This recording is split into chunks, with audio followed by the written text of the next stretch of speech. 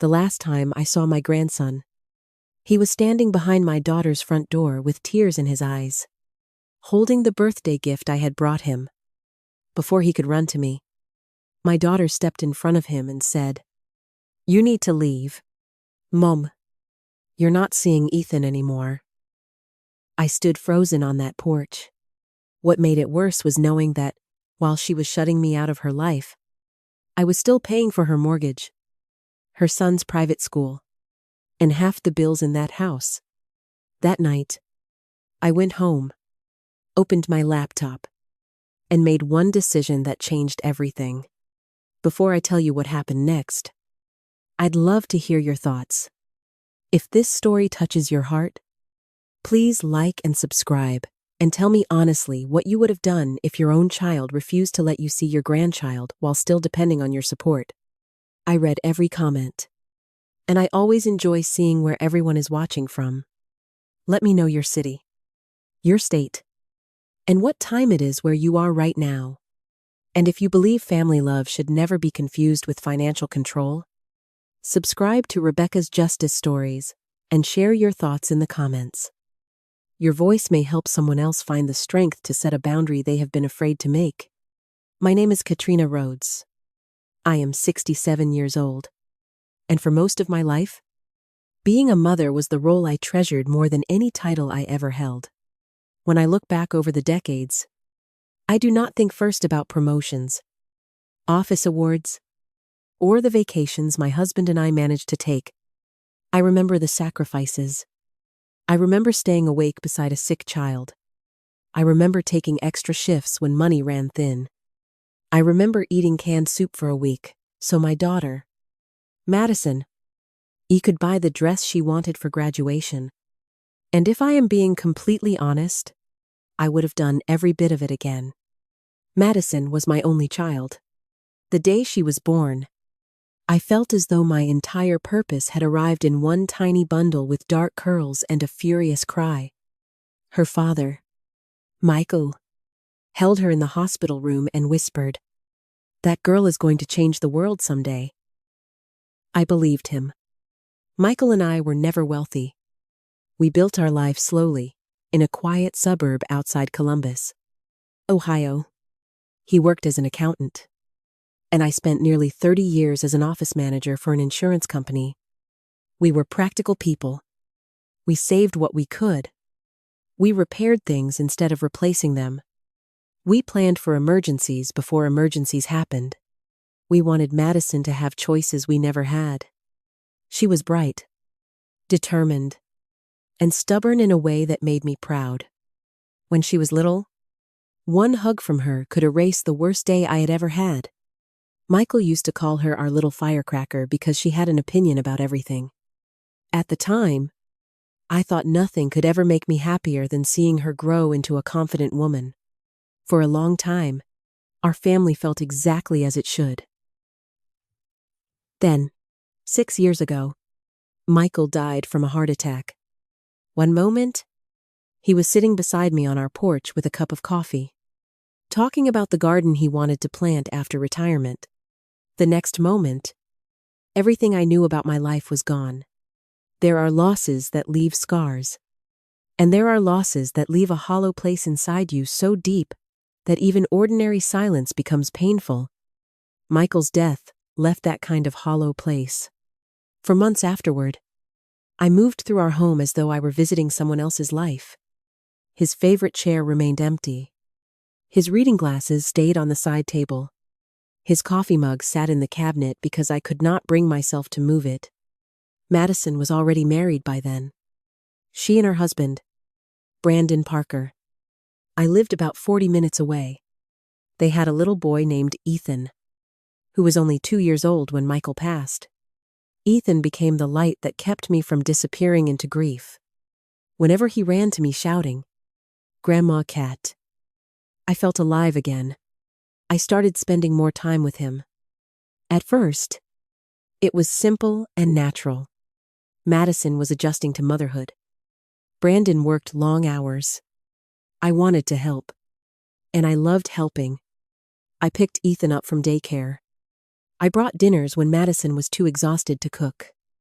I folded laundry, filled their refrigerator, and babysat whenever they asked. None of it felt like a burden. It felt like love. Then the financial help began. At first, it was small. Madison mentioned that daycare was more expensive than they had expected. I offered to cover part of it. A few months later, Brandon did not receive the work bonus he had been counting on, so I wrote them a check. Then their water heater broke. Their car needed repairs. Ethan needed dental work earlier than expected. Every time there was a problem, I stepped in. Every single time. I never kept score. That was my first mistake. After Michael died, I inherited our savings, retirement accounts, and his life insurance benefit. We had spent decades building that security. I was not rich enough to buy vacation homes or fly first class around the world, but I was comfortable. Comfortable enough to help my daughter, and that was exactly what I did. When Madison and Brandon wanted a larger house, I contributed to the down payment. When Ethan started private elementary school, I volunteered to help with tuition. When unexpected costs appeared, I quietly handled them. The truth was, I liked feeling needed. After losing Michael, I was terrified of losing my place in the family. Helping made me feel connected. It made me feel useful. It made me feel as though I still mattered. At least, that was what I told myself. Looking back, I can see the warning signs clearly. Whenever Madison called, our conversations became shorter. She rarely asked how I was doing. She almost never asked if I was lonely. Most of our talks revolved around school schedules, bills, repairs, and whatever problem needed to be solved next. I noticed, but I made excuses. She is busy. She is raising a child. She is stressed. I repeated those reasons until I almost believed them. Then there was Brandon. I never fully trusted him. He could be charming when he wanted something. He knew how to smile at family gatherings and compliment my cooking, but there was always something cold beneath the surface. Sometimes he made jokes about my age. Sometimes he said, people from my generation did not understand modern life. Sometimes he made comments about independence and how grown children should not have to rely on their parents. Oddly enough, those comments usually came right after I had helped them financially. Still, I stayed quiet. For Madison's sake. For Ethan's sake. Especially for Ethan. Every Friday night, Ethan stayed at my house. We baked cookies, planted flowers in the backyard, and watched old animated movies under blankets on the sofa. He asked me questions about everything. Why do birds fly south? Why is the sky blue? Why do grandparents get wrinkles? He made me laugh in ways I had not laughed since Michael died. And in those moments, I truly believed everything was fine. I believed my daughter appreciated me. I believed our family was strong. I believed my sacrifices meant something. What I did not understand was that beneath the surface, something had already begun changing. Slowly, quietly, dangerously. The first time I truly understood that something was wrong was not during an argument. It was not at a family dinner. It was not even something Madison said. It was something she stopped saying. Thank you. That may sound small, but when you have spent your life helping someone, you notice the difference between gratitude and expectation. For years, Madison had always thanked me. Not because I demanded praise. I never did. But gratitude used to come naturally to her. Somewhere along the way, it disappeared. I think it happened after Brandon received a promotion at work. Suddenly, appearances became very important to them. They traded in their practical sedan for a luxury SUV. They upgraded the furniture. They joined an expensive country club. Their social media pages became full of elegant dinners, weekend trips, and carefully posed photographs. Every picture looked perfect. Every smile looked perfect. Every caption talked about blessings and success. But something about it felt forced. One evening, I sat in my living room scrolling through Madison's photos. There she was standing beside Brandon in front of their new vehicle. Ethan was dressed in clothes that looked far too expensive for a child who loved climbing trees and playing in the mud. There were pictures of restaurants where the plates were too pretty to look filling. Then, I looked around my own living room. The same furniture Michael and I had bought years ago. The same curtains. The same dining table where Madison used to do her homework. I did not resent their success. I wanted them to do well. But I knew what they earned. And I knew what I was paying.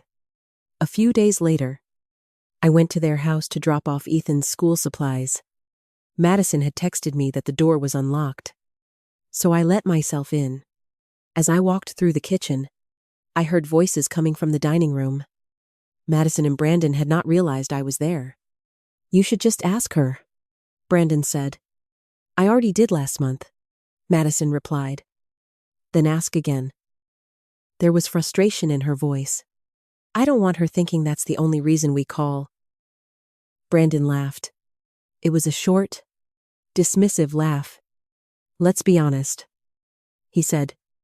"She likes helping. It makes her feel needed." I froze with one hand on my purse. Madison did not answer right away. Then she said, quietly, "Maybe. Maybe. Not. That is unfair. Not. She is my mother. Not.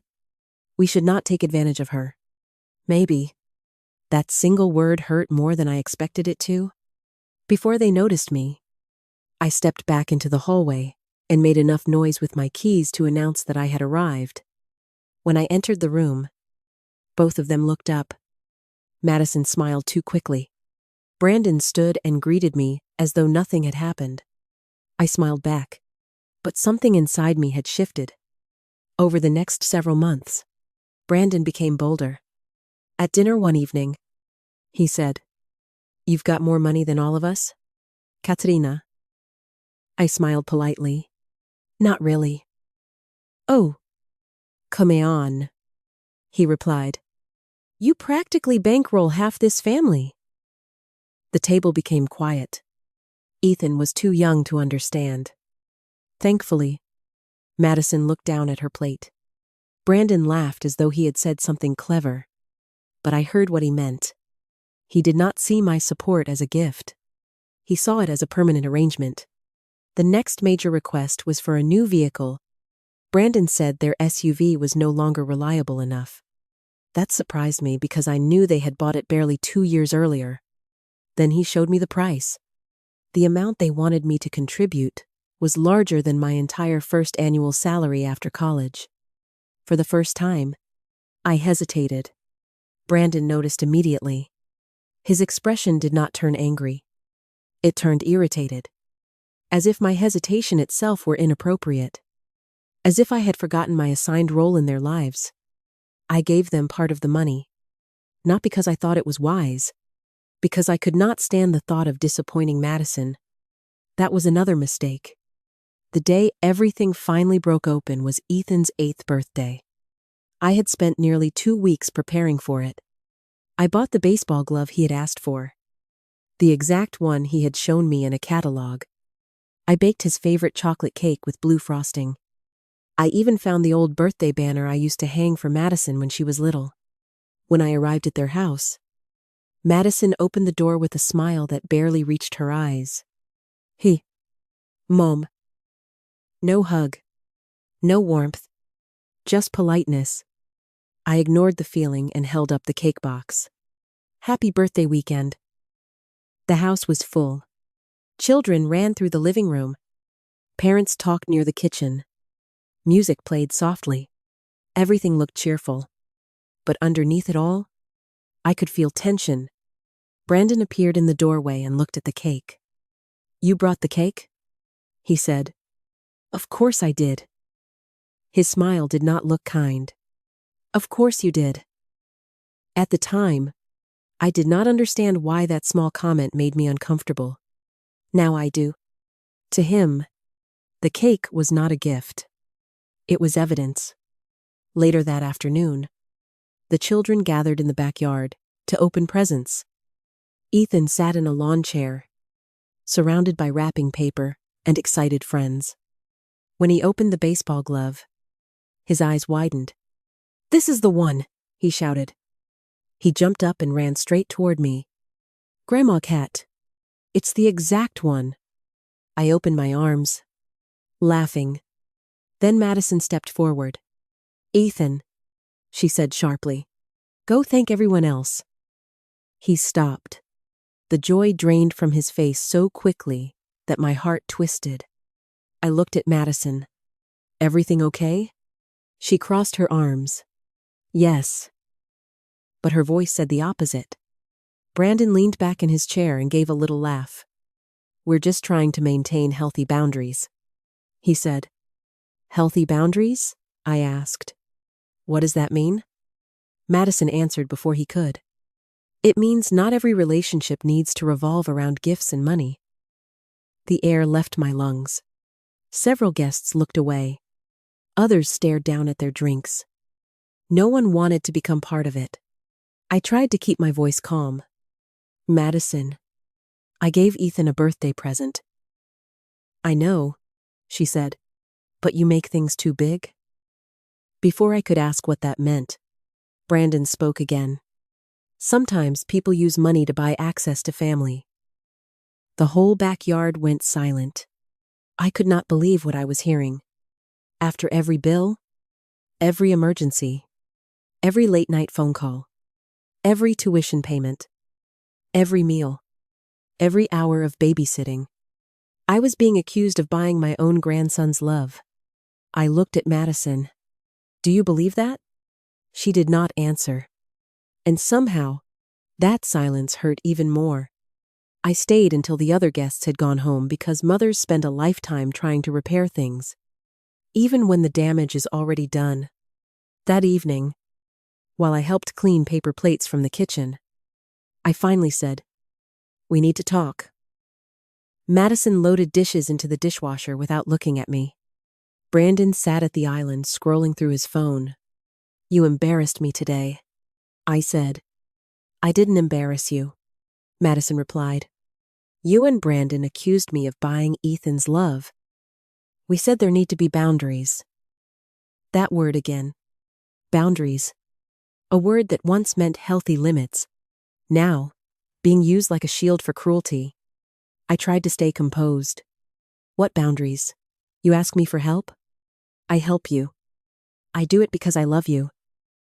Brandon put down his phone. "Maybe we should be honest," he said. I looked directly at him. "What would you like to be honest about?" "Brandon?" His expression hardened. "You use money to stay involved in our lives." For a moment, I wondered whether I had heard him correctly. "The money you asked me for?" I asked. "The money you never repaid? The money I gave because I love my family?" Neither of them spoke. Brandon folded his arms. "That is exactly the problem. Every time we struggle, you step in." Madison nodded. Actually nodded. It felt as though something inside me cracked. I looked at my daughter carefully. "Do you really believe that?" She hesitated for only a moment. Then she nodded again. And that hurt more than anything Brandon had said. Because Brandon did not matter as much as she did. Her belief mattered. Her judgment mattered. Her voice was the one that could break my heart. "What about Ethan?" I asked quietly. The kitchen went still. "What about him?" Madison said. "Are you telling me I cannot see him?" "Not until we figure things out." My throat tightened. "You're serious?" "Yes." I looked at Brandon.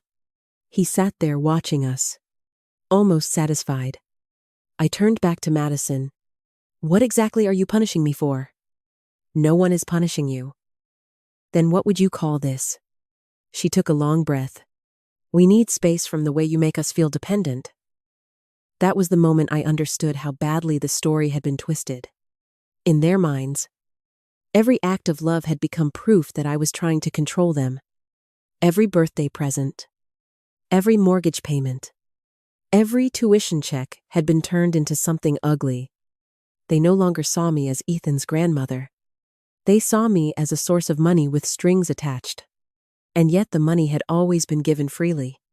When I finally left their house, Ethan stood in the hallway holding the baseball glove. "Are you leaving already?" he asked. I looked at Madison. Her face did not change. "When will I see you again, Grandma Cat?" I could not answer. I bent down, kissed his forehead, and held his little face in my hands. "I love you, buddy. I love you too." Then I walked out the door. The drive home felt endless. The next morning, I woke up with a headache and the ache of grief sitting heavily in my chest. I had barely poured my coffee when my phone buzzed. It was Madison. For one terrible second, I thought she might be calling to apologize. Instead, the message read, "Mom, can you transfer the mortgage payment today?" I stared at the screen for almost 10 minutes. No apology. No question about whether I had made it home safely. No mention of Ethan crying in the hallway. Only money. I carried my coffee into my home office and sat down in front of my laptop. At first, I planned to review only the mortgage payments. But once I began opening the records, I could not stop. I pulled up bank statements, automatic transfers, credit card charges, check copies, school payments, insurance support, vehicle assistance, and emergency transfers. Year after year, payment after payment. I found things I had forgotten I was covering. The mortgage, Ethan's tuition, after-school programs, part of their health insurance premium, their car lease, utility bills, vacation help, holiday spending, a monthly emergency fund. By noon, my desk was covered with notes. Then I added the numbers. The total made me physically ill. Over the years, I had given them hundreds of thousands of dollars. Not loans. Not investments. Gifts. Support. Love. At least, that was what I had believed. I leaned back in my chair and stared at the ceiling. For years, I had told myself I was strengthening my family.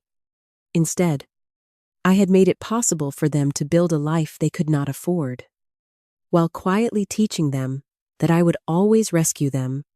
Then I opened my online banking account. Anabiwan. I reviewed the automatic payments connected to Madison's household. Mortgage contribution. Active. Private school transfer. Active. Vehicle assistance. Active. Insurance support. Active. Monthly emergency fund. Active. My hands hovered over the keyboard. I knew what would happen if I stopped them. Madison would notice. Brandon would notice. The safety net under their lifestyle would disappear. And they would blame me. But then another thought came to me. Had they not already blamed me? Had they not already accused me of manipulating them with money? If that was truly what they believed, then the only honest thing I could do was remove the money from the relationship. I clicked the first cancellation button. Then the second. Then the third. Each click felt painful. But with every payment I stopped, I felt a little clearer, a little steadier, a little less afraid. Then I saw something that made my fingers stop moving. There was a monthly transfer I did not recognize.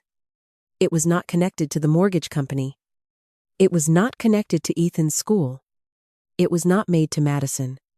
The money was going to a private account with a name I did not know. I checked the previous month. The same transfer appeared. Then the month before that, and the one before that. The account was receiving money every single month. The more closely I studied the records, the more uneasy I became.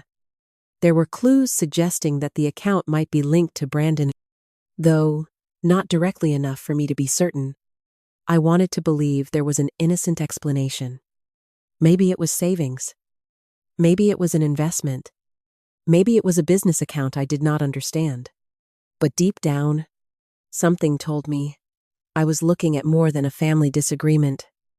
I printed the records. I saved copies. And for the first time since Ethan's birthday, my pain began to turn into something else.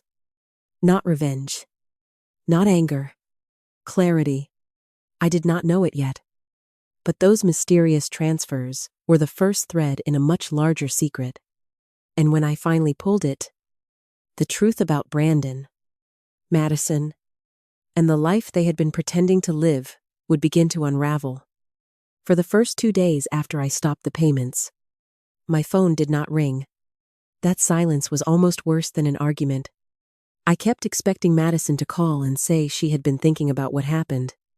I kept imagining her voice softening, even slightly, as she told me she was sorry for what she had said in front of Ethan. But there was nothing. No apology.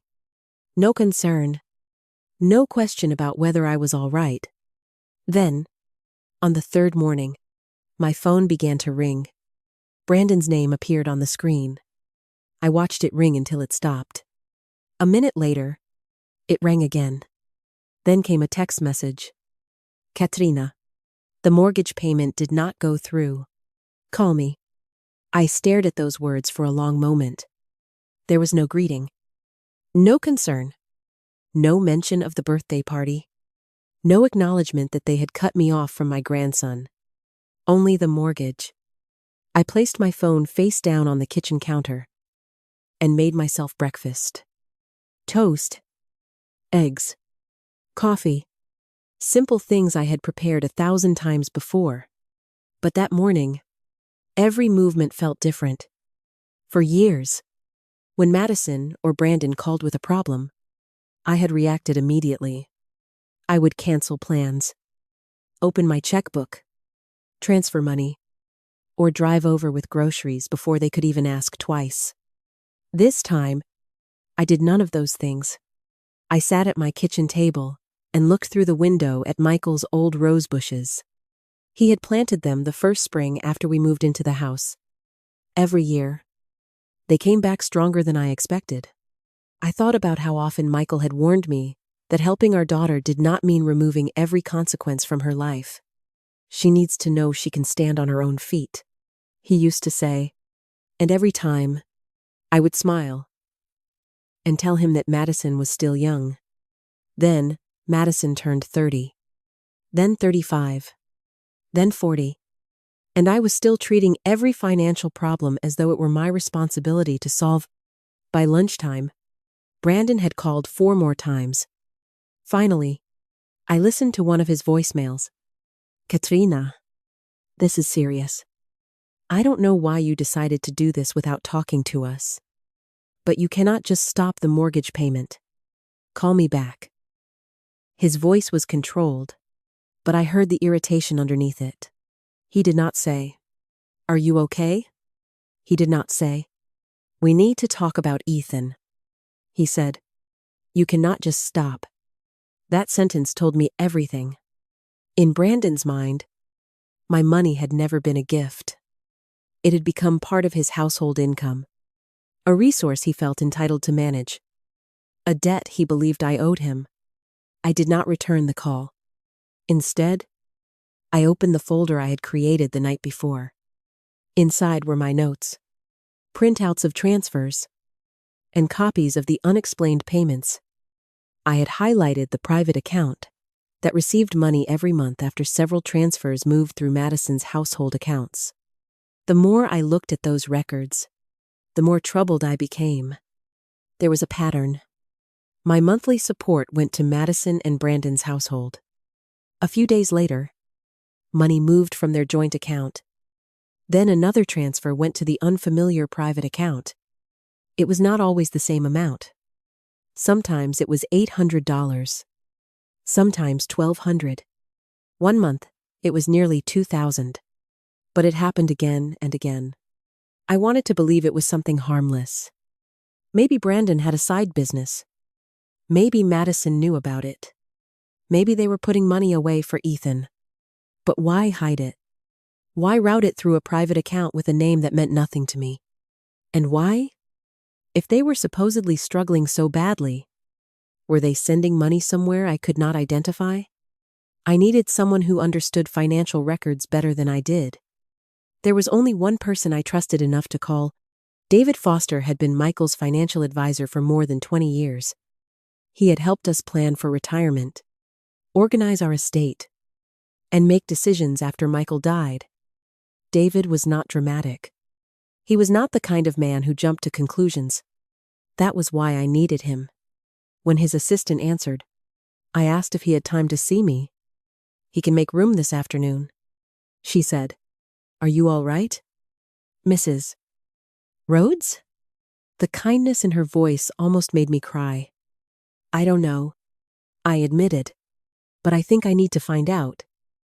David's office was only 15 minutes from my house, but the drive felt longer. The building was familiar. Michael and I had sat in that same conference room years earlier, talking about retirement savings and whether we could afford to replace our old roof. The memory hit me as soon as I walked in. For a moment, I almost turned around. Then, David came out to greet me. He was older now, his hair thinner and grayer than I remembered, but his eyes were the same. Steady, patient, honest. Katrina, he said gently, it's good to see you. It's good to see you too, David. He studied my face for a moment, but I wish it were under better circumstances. So did I. We sat across from each other at a long table. I placed my folder in front of him, but my hand stayed on it for several seconds. David did not rush me. Finally, I began. I told him about Ethan's birthday. I told him how Brandon had accused me of buying access to my grandson. I told him Madison had agreed that I should not see Ethan until they figured things out.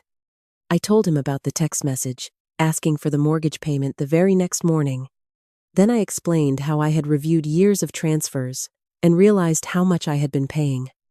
David's expression did not change, but his jaw tightened when I told him the total. That is a significant amount of support, he said carefully. I know. Did you and Madison ever put any of it in writing? A loan agreement? Repayment terms? Anything like that? No. I never saw it as a loan. He nodded. You saw it as family. Yes. He looked down at the papers for a moment. And now? I swallowed hard. Now I think they saw it as a guarantee. David did not argue. I slid the pages with the unfamiliar transfers toward him. This is what worries me, I said. I do not know where this money is going. He put on his reading glasses and began studying the statements. The room was quiet except for the soft turn of paper. For several minutes, I watched him work. He compared dates, circled amounts, and made notes in the margin. Then he leaned back. You were right to pay attention to this. My stomach tightened. What does that mean? It means there are irregularities. The word sounded worse than I expected. What kind of irregularities? He tapped one of the pages. Your support payment arrives in Madison and Brandon's account. Within days, money is moved to this other account. It is not proof of wrongdoing by itself, but it is unusual. Could it be savings? It could be, David said. But if a household is missing mortgage payments, relying on outside support for tuition, and asking family members for emergency help, then regular transfers to an undisclosed account raise reasonable questions. I felt cold all over. David continued. I cannot identify the account holder based on these statements alone, but I can tell you that the movement of money does not match the story you have been told. I looked down at the numbers. For years, I had accepted every explanation. The water heater broke. The car needed repairs. Ethan needed school supplies. The mortgage increased. The insurance changed. There was always a reason. But perhaps the reasons had never been the whole truth. David turned to another page. There is something else. I looked up. Several credit inquiries appear here. Multiple lenders. Different dates. I frowned. What does that mean? It means someone has been applying for credit. My chest tightened. Brandon? Some of the inquiries appear to be connected to him, David said. But not all of them. He pointed to another line. This one appears to involve Madison. I stared at it. Madison would have told me if she needed a loan. David's expression was kind, but cautious. Maybe, he said. Or maybe she did not know. I could barely breathe. What are you saying? I am saying we should not assume anything yet. But I am also saying that, if someone has access to her personal information, it is possible accounts could have been opened without her fully understanding what was happening. The room seemed to shrink around me. I thought of Brandon's expensive watch, the luxury SUV, the country club membership, the dinners, the staged vacations, the polished photographs that had looked so perfect online. Suddenly, they did not look like success anymore. They looked like camouflage. Do you think Brandon is using her? I asked. David took a breath before answering. I think there are enough signs that you should move carefully and protect your own financial information immediately. That was not the answer I wanted, but it was the answer I needed. David helped me make a practical list. First, I would change the passwords for every financial account connected to me. Second, I would remove Madison and Brandon from any accounts where they had access or authorization. Third, I would stop giving verbal explanations about my finances.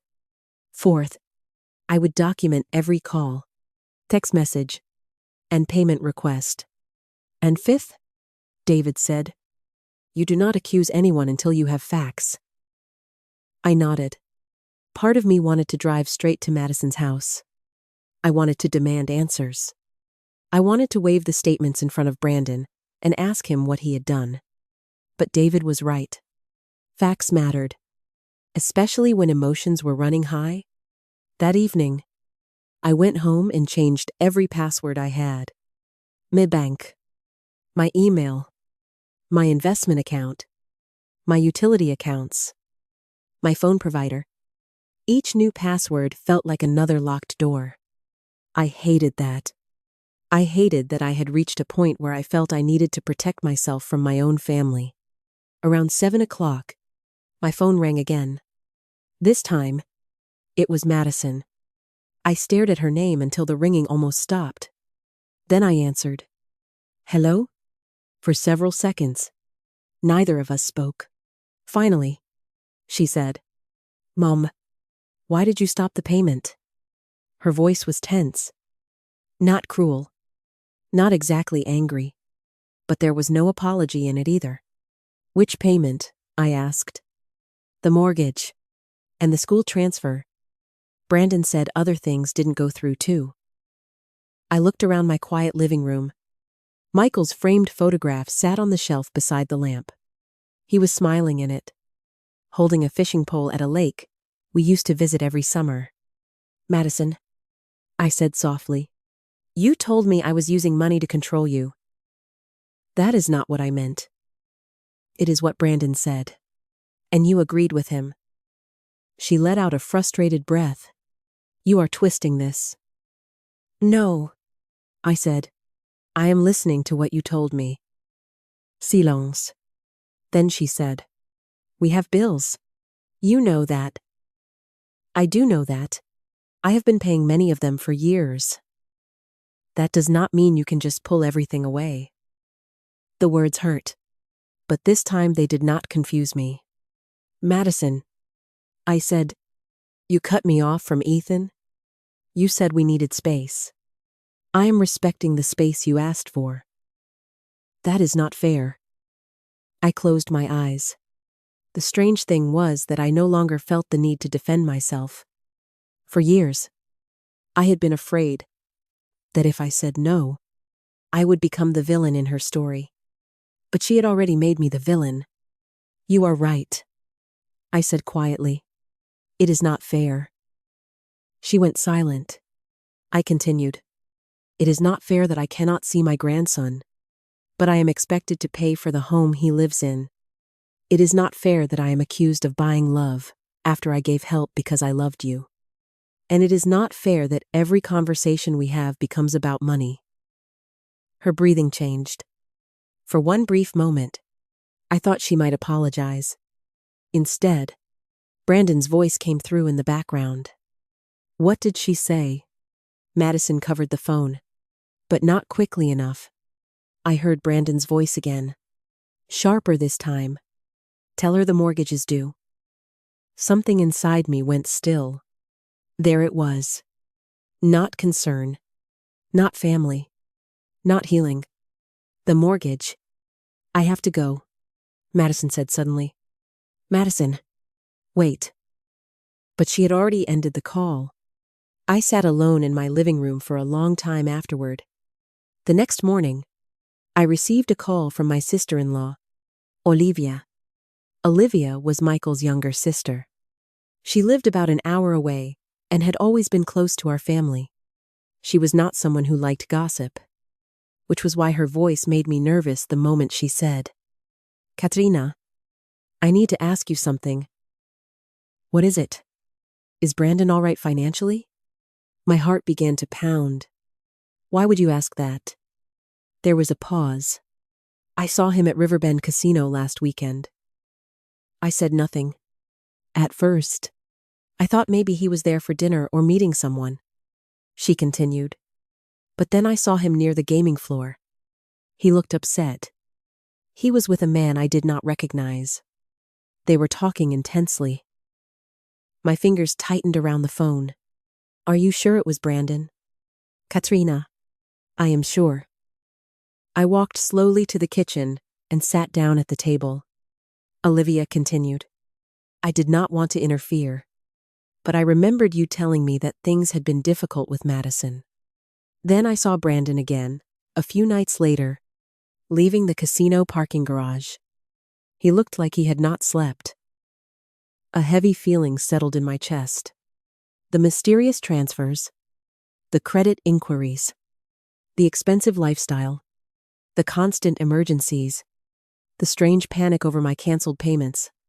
For the first time, I allowed myself to say the thought out loud. I think he may be hiding something. Olivia was quiet for a moment. Then she said, Be careful. After we ended the call, I pulled out the folder again. I wrote down the date, the time, and exactly what Olivia had told me. Then I looked at the private account transfers. The amounts varied, but the dates often fell near the same part of the month, right after my support payments arrived. I did not know exactly what Brandon had done. I did not know how much Madison knew. I did not know whether she had been deceived, manipulated, or willingly looking away. But I knew one thing. I could no longer treat this as a misunderstanding. That afternoon, a message appeared in a neighborhood online marketplace group. Someone was selling an expensive golf set, a designer watch, and several electronics. The seller's profile used a shortened version of Brandon's name. I recognized the watch immediately. He had worn it at Ethan's birthday party. The listing said, Need gone today. Serious buyers only. My stomach dropped. Desperate people make desperate choices. And when people are desperate, they often pull the people closest to them into the damage. I thought about Madison. For weeks, I had been angry at her. I had been wounded by what she said. I had hated that she allowed Brandon to turn our relationship into a fight over money. But now, another emotion began pushing through my anger. Fear. What if she was in deeper trouble than she understood? What if she had been defending Brandon because she believed his lies? What if Ethan was living in a house where the adults were drowning in secrets? That night, I called David again. I do not want revenge. I told him, I do not want to destroy anyone. I just need to know what I am supposed to do. David listened without interrupting while I told him about Olivia, the casino, and the marketplace listings. When I finished, he spoke slowly. You do not confront Brandon alone. I was not planning to. You do not threaten him. You do not make accusations you cannot prove. I understand. And Katrina? Yes? You focus on protecting Ethan and protecting yourself, not on winning an argument. That sentence stayed with me. Protect Ethan. Protect yourself. The next day, I organized everything I had. The records, the dates, the text messages, the canceled payments, Olivia's phone call, the credit inquiries David had identified. I put each document into a labeled folder. I was not building a case against my family. I was building a record of the truth. Near midnight, when I had finally changed into my pajamas and was trying to sleep, my phone buzzed. It was a message from an unknown number. For a moment, I assumed it was another bill collector or a wrong number. Then I opened it. The message said, Grandma Cat. It's Ethan. Daddy says we might have to leave tonight. You didn't leave me, right? I sat straight up in bed. My hands began to shake. I typed back immediately. No, sweetheart. I did not leave you. I love you. Are you safe? 3 dots appeared, then disappeared. A minute passed, then another. Finally, one more message arrived. Mommy is crying. Daddy is mad. There are people outside. My heart began to race. I looked at the clock. Inaist, 7:47 p.m. And in that moment, I knew the money, the casino, and the hidden account were no longer just about Brandon's lies. Something inside Madison's home was falling apart, and my grandson was standing in the middle of it. I did not sleep that night. Every time I closed my eyes, I saw Ethan standing behind that front door with his baseball glove in his hands. I heard his small voice asking whether I had left him. I had spent weeks thinking that my heartbreak came from being shut out of his life. But that night, I understood something worse. Ethan had been shut inside a house full of fear. At 7 the next morning, I called David Foster. He answered on the second ring. Katrina? I need your advice, I said. My voice sounded steadier than I felt. I told him about Ethan's message. I told him about the strangers outside, Madison crying, and Brandon talking about leaving. I told him that I did not know whether they were collectors, creditors, or someone else entirely. David listened quietly. When I finished, he spoke with the same measured calm he had used when Michael and I faced difficult financial decisions years earlier. Do not go to the house and confront Brandon, he said. I know. Do not threaten him. Do not accuse him. And do not make Ethan feel like he has to choose between the adults in his life. I would never do that. I know you would not, he said. But fear makes people act quickly. You need to act carefully. I sat at my kitchen table, looking at the folders of evidence I had gathered. What should I do? Document what Ethan told you. Save the messages. Contact Madison once. Calmly. Make it clear you are available. Then let her know that if there is immediate danger, she needs to call emergency services.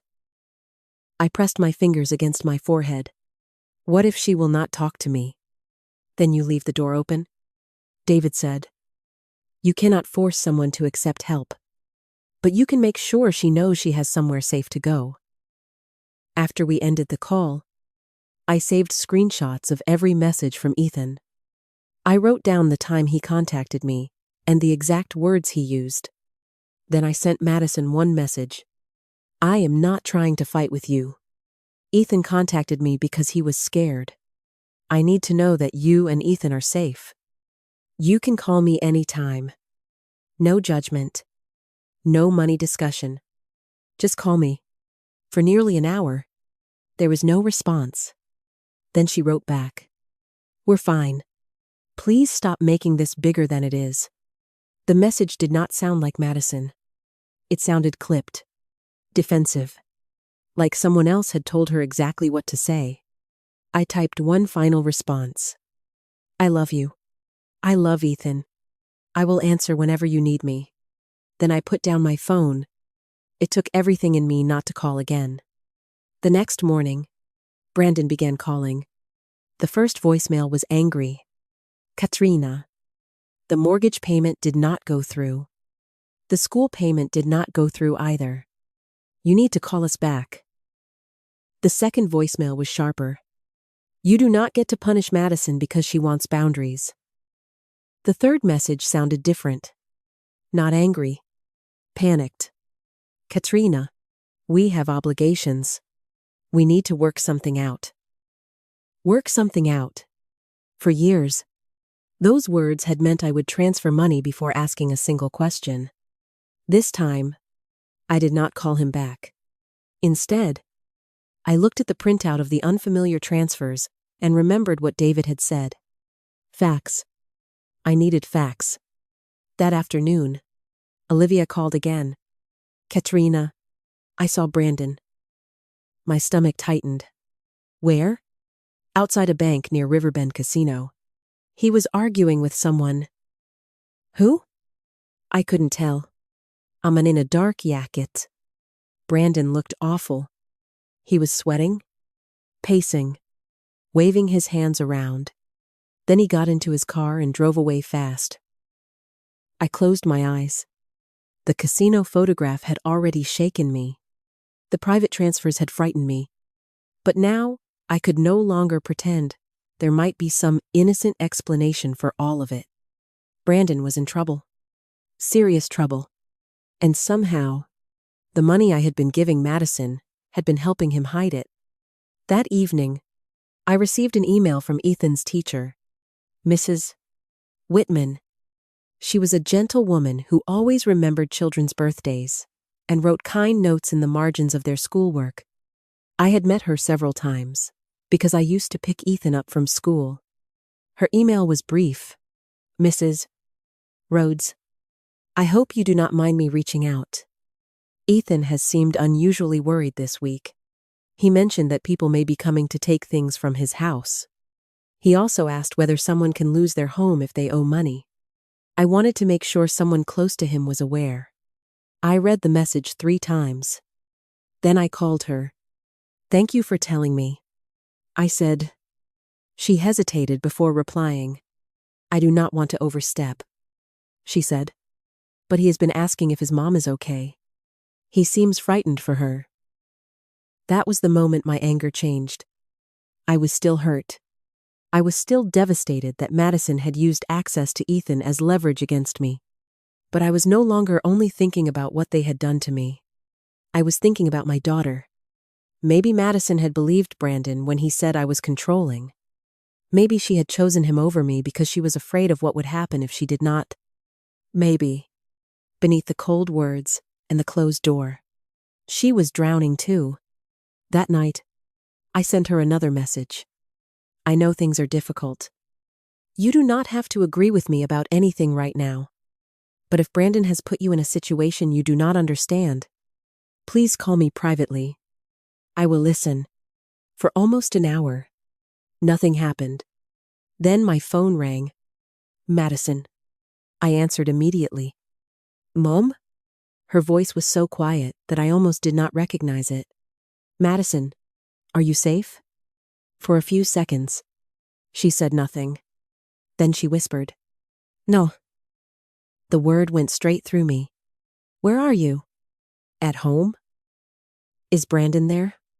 He went out. Can you talk freely? I think so. I sat down at the kitchen table.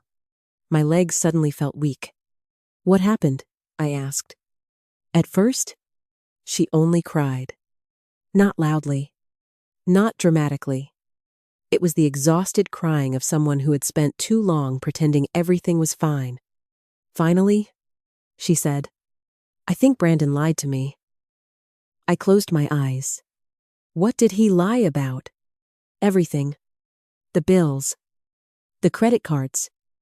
The letters from the bank. He said they were mistakes. He said he was fixing them. Did he tell you about the account he was moving money into? There was a long pause. What account? My heart sank. I told her about the transfers. I explained that David had reviewed the statements with me and found credit inquiries connected to her name. No, she said. I don't have secret accounts. I believe you. He had access to our mail, she whispered. He handled everything. He always said, I got too anxious about paperwork. My chest tightened. Madison, have you signed anything you did not understand? I signed refinancing paperwork last year. He said it was for the house. And a few online forms. He said the bank needed them because his promotion changed our income. Her voice broke. Mom, what if he used my name? I took a slow breath. We do not know that yet, but we can find out. She started crying harder. I was so angry at you, she said. I thought you were trying to make us feel small. Brandon kept saying that you only helped so you could control us. I looked at Michael's photograph on the shelf. I never wanted to control you. I know that now. The words hurt because they came too late. But they also mattered. I swallowed the lump in my throat. Madison, listen to me. You and Ethan can come here. Tonight. Tomorrow. Anytime. You do not have to explain it all first. She was quiet. Then she said, I don't know if I can. Why not? He keeps saying that if I leave, everything will get worse. That is not his decision to make. You don't understand? She whispered. There are debts. People have been calling. Yesterday, 2 men came to the house. My hands gripped the edge of the table. Were they threatening you? No. They said they were looking for Brandon. But he told me not to talk to them. Did they say what they wanted? No. Did Ethan see them? Yes. My eyes filled with tears. That was why my grandson had been scared. He had watched strangers come to his front door. He had heard adults speak in frightened voices. He had watched his mother cry and his father shout. And somehow, he had reached for me. Madison, I said softly, you need to protect Ethan from this. I know. You need to protect yourself too. Before she could answer, I heard a car door slam in the background. Madison stopped breathing. He's back, she whispered. Do not argue with him. I said, just keep your phone with you. If you need help, call me. Mom? Yes? I'm sorry. Then the line went dead. The next morning, David came to my house. He had brought a folder containing information about credit reports, identity theft procedures, and local family law resources. He was careful not to present it like a legal attack. These are options. He told me. For Madison, if she asks. I looked at the folder. She may not come. She might not, he said. But if she does, she will need facts and support, not pressure. Before David left, he paused near the living room window. Your daughter may have made painful choices, he said. But that does not mean she deserves to be trapped in someone else's deception. I knew he was right. By late afternoon, I had heard nothing from Madison. Then, just after 5 o'clock, my doorbell rang. I opened the door and saw her standing on my porch. Madison looked nothing like the polished woman from the social media photos. Her hair was pulled back carelessly. Her eyes were red and swollen. She wore an old sweatshirt and held Ethan's backpack in one hand. Ethan stood beside her. The moment he saw me, he ran forward. Grandma Cat. I dropped to my knees and wrapped my arms around him. He held on tightly. For a few seconds, neither of us said anything. Then he whispered, "I knew you didn't leave." I could barely speak. "I never left you, sweetheart." Behind him, Madison began to cry. I stood and looked at my daughter. "Come inside," I said. That was all. No lecture. No accusation. No mention of the birthday party. Just 4 words. "Come inside." They stepped into my home, and the air seemed to change. Ethan went straight to the living room, where his old box of toys still waited in the corner. I had never moved it. A few minutes later, I heard him laughing softly at something on the television. That sound gave me the strength to face Madison. We sat at my kitchen table. For a long time, she stared at her hands. Then she began telling me the truth. At first, Brandon's promotion had been real. He had earned more money, and they had felt hopeful. But he became obsessed with appearing successful. He wanted the bigger house, the expensive SUV, the country club, the private school, the vacations, the restaurants, the perfect photographs. He said we deserved to look like we were doing well. Madison said, "And when you could not afford it?" He said it was temporary. He said his next bonus would fix everything. But the bonus never fixed anything. Instead, Brandon opened credit cards. Then he used personal loans. Then he refinanced parts of their debt. Every time Madison questioned him, he had another explanation. Business expenses, short-term loans, investment opportunities, things he was handling. Then he began gambling. Madison admitted she had suspected something after she found receipts and unexplained cash withdrawals. But Brandon always had an answer. He told her the casino visits were client dinners. He said he was networking. He said she was overreacting. I wanted to believe him. She whispered. That sentence broke my heart, because I understood it. People do not always believe lies because they are foolish. Sometimes they believe lies because the truth is too frightening to face. I placed the bank statements on the table between us. Madison studied them. At first, she did not understand what she was seeing. Then she pointed to one of the transfer dates. This came from our account. Yes. Her eyes moved to the next page. And this one? Yes. She looked at the private account information. Then, at the list of credit inquiries, her hands began to shake. He used my name. We need to verify that, I said gently. He used my name, she repeated. She opened her purse and pulled out an envelope she had taken from their house. I found this yesterday, she said. I was afraid to open it. Inside was a notice from a lender about an overdue account. The account was in Madison's name. She had never seen it before. My stomach dropped. David had been right. This was no longer just about a husband hiding gambling losses. Brandon had apparently used Madison's identity to borrow money without telling her. That evening, David helped Madison call the lender. He did not speak for her. He only sat beside us while Madison asked questions and wrote down what she was told. The representative could not reveal everything over the phone, but they confirmed that the application had been submitted online using Madison's information. They advised her to contact the bank's fraud department and seek legal advice. It was not an instant solution. There was no magical moment where every debt vanished. There were forms, reports, calls, records, and painful conversations ahead.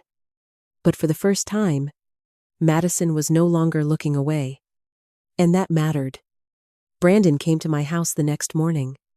I saw his car pull into the driveway through the living room window.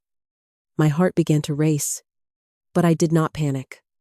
David had already told us to avoid a private confrontation if Madison felt unsafe. Madison had contacted a local attorney recommended by David's colleague. She had also arranged for a friend to stay nearby with Ethan. When Brandon rang the bell, Madison stood beside me. She looked frightened, but she also looked different, stronger. I opened the door only halfway. Brandon's face was pale. His eyes were red. For the first time since I had known him, he did not look smug or confident. He looked desperate. "Madison," he said, "we need to go home." She did not move. "You need to come back," he said. "We can fix this." Madison's hands trembled, but her voice remained calm. "What did you open in my name?" Brandon froze. The silence answered before he did. "I can explain," he said finally. Of course he could. People like Brandon always had explanations. But explanations stop working when evidence arrives. "I asked you a question," Madison said. "What did you open in my name?" He looked at me. "You have been filling her head with things." I said nothing. This was not my fight anymore. It was hers. Brandon turned back to Madison. "I was trying to protect you." "From what?" "From stress. From the bills. From everything." "You used my name?" His face tightened. "I was going to pay it back." "With what?" Madison asked. "The money you gambled away?" For a moment, the mask disappeared. His anger rose quickly. "You think your mother is saving you? She stopped the payments? She is the reason this is happening." Madison did not flinch. "No," she said. "You are the reason this is happening." The silence that followed felt enormous. Then Brandon said something I will never forget. "You need me." Madison looked at him for a long time. For years, she had believed that. She had believed his confidence, his plans, his promises, his ability to make every concern sound like an overreaction. But now she looked at him with clear eyes. "No," she said. "I needed the truth." Brandon's face changed. Not anger this time. Fear. Because he finally understood that the person who had protected his lies was gone. He left without another word. Over the next several months, the consequences unfolded slowly. Madison met with the bank's fraud department and an attorney. The accounts connected to her name were reviewed. Some debts had to be disputed. Some financial damage could not be repaired overnight. Brandon's gambling losses and hidden borrowing were investigated through the proper channels. There were no easy answers. There were no shortcuts. But Madison stopped pretending. She sold the luxury SUV.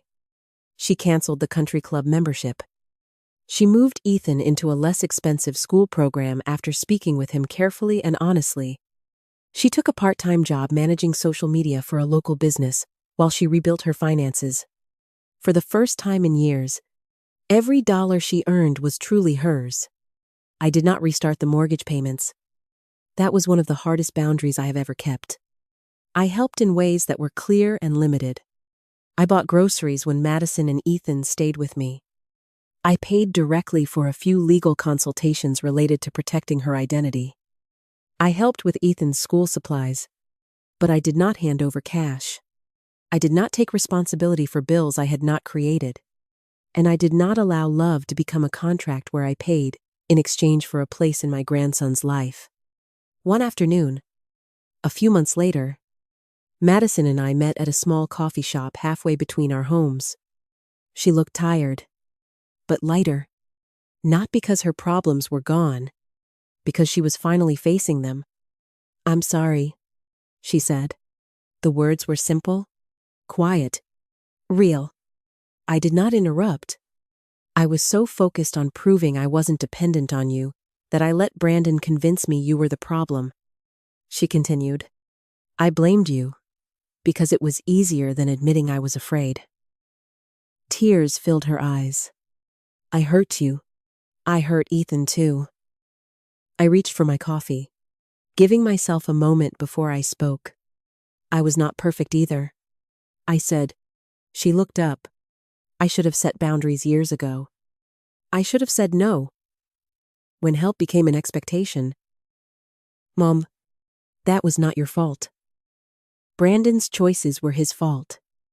I said, your choices were yours. But I also have to be honest about mine. I believed giving more would keep us close. She began to cry again. I thought you would hate me. I was hurt. I said, but hating you was never the problem. Then what was? I looked at her carefully. The problem was that you stopped seeing my love as love. For a long time, neither of us spoke. Then Madison nodded. I see it now. 8 months later, I stood in a community park on a cool autumn afternoon. The trees had turned gold and red. Leaves blew across the walking path. It was the kind of day Michael would have loved. Ethan ran across the grass toward me. Grandma Cat? I opened my arms and caught him. He was a little taller now. A little older. But he still hugged me with his whole heart. Behind him, Madison walked toward us carrying a small picnic basket. She smiled. Not the polished smile from social media. Not the guarded smile from our painful conversations. A real smile. She sat beside me on the bench and handed me a folded piece of paper. Ethan made this for you, she said. I opened it carefully. It was a drawing of 3 people standing together beneath a large yellow sun. A little boy. A woman. An older woman. Across the top, in uneven blue letters, Ethan had written, Grandma Cat never left. For a moment, I could not speak. I looked at him. Do you like it? He asked. I pulled him into my arms. I love it, I whispered. Madison wiped her eyes. He's right, she said softly. You never left? And she was right. I had stopped the payments. I had stopped rescuing them from every consequence. I had stopped letting my love be used as proof that I could be controlled. But I had never stopped loving them. The hardest lesson I learned was that helping someone is not always the same as loving them. Sometimes, help becomes a habit. Sometimes, sacrifice becomes expectation. And sometimes the most loving thing a parent can do is step back, tell the truth, and refuse to keep feeding a situation that is hurting everyone. You can love someone deeply and still say no. You can forgive someone and still require accountability. And you can set a boundary without abandoning the people you care about. Thank you for spending this time with me. If Katrina's story touched your heart, please like this video, subscribe to Rebecca's Justice Stories, and share your thoughts in the comments. Have you ever had to set a painful boundary with someone you loved? What would you have done if you were in Katrina's position? Your story may help someone else realize that love does not mean losing yourself. And before you go, tell us where you are watching from and what time it is there right now.